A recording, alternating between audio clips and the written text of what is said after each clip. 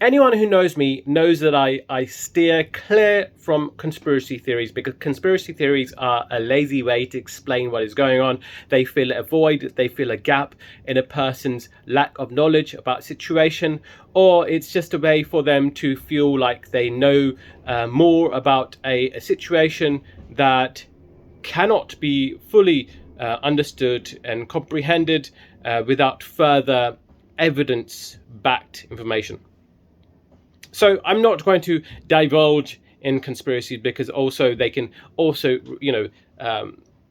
follow a certain conspiratorial, prejudiced kind of idea and a trope about what is going on. One of the most, longest-standing conspiracies is the fact that Jews control the media and politics. I do not believe this. I do believe, however, the Zionist lobby, which is a different project altogether, has a good amount of sway in our politics because of money, because of power, because of how capital works. People who are billionaires, who are sympathetic to the Zionist cause, are able to fund politicians. Obviously, it's not a Jewish problem. It's not a Jewish conspiracy, but rather it is what is going on. It's been documented. It's rather a Zionist one. It's more of an ideological one rather than one that is based on ethnicity, because the foremost champions of Palestinian rights, some of the most, my greatest inspirations, from Noam Chomsky to Norman Finkelstein to Naomi Klein to a whole host of these people, David Smith, even people who are who call themselves on the right wing, Ilan Pape. The list is endless, to be honest. And even younger people like Barnaby Rain, Rivka Brown from Novara Media, they are all adamant about Palestinian rights, and some would go as far as to say that they are anti-Zionist or non-Zionist at the very least. But there's something very interesting, a phenomenon that is hard to ignore. That some of the people implicated in the Epstein files are also huge Zionists. And it's got nothing to do with religion, because they do not follow the same religion. You got Bill Clinton. You got Donald Trump, not Jewish. You also got Alan Dershowitz, they're all prominent Zionists. You have obviously Jeffrey Epstein. You have, and they are all very afraid about the Epstein list coming out.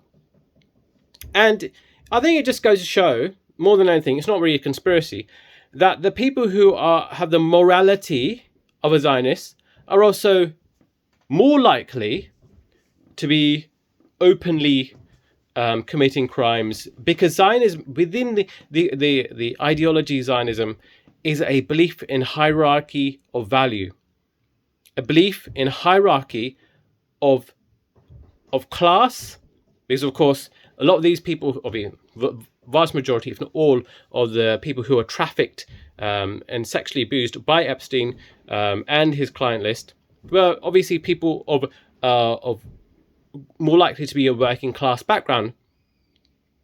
So the encroachment of personal dignity of those who are vulnerable, who do not have much power, is very much reflected in the project of Zionism.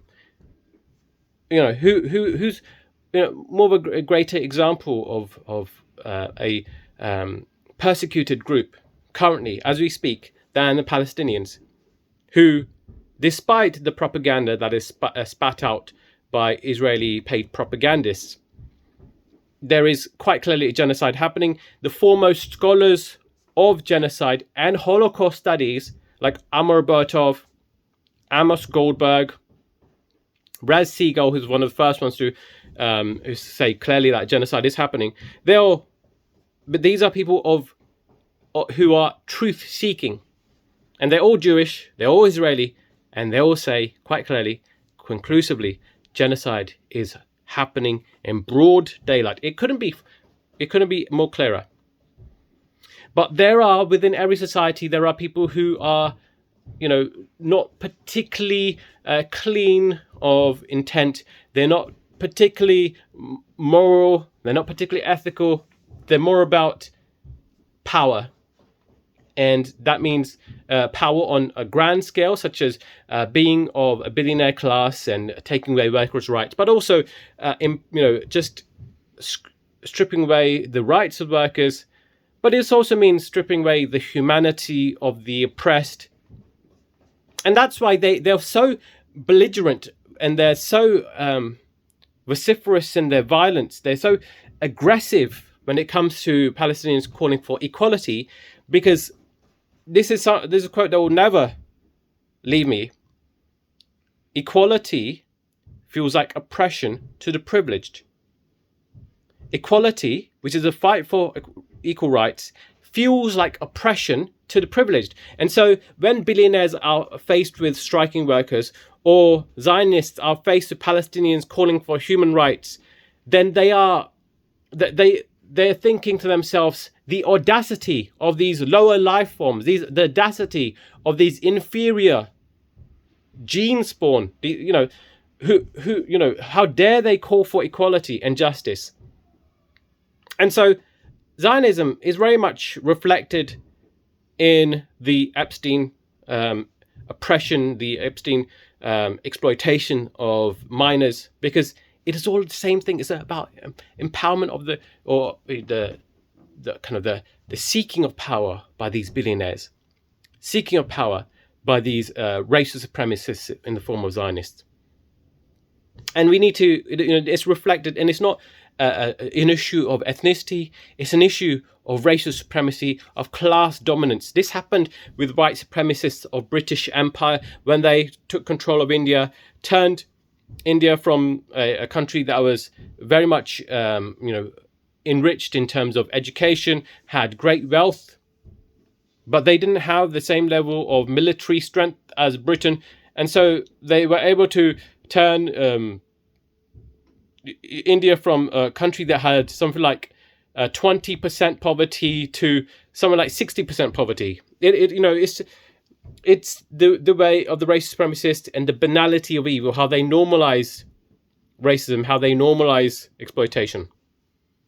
And so there is a connection between Zionism and the Epstein files. And it's not a conspiracy. It's got nothing to do with religion. It's got to do with class dynamics, power dynamics of the rich, the powerful, and the racial supremacists. Anyways, more of this in the future. Hope you liked this video. Please like, comment, and subscribe.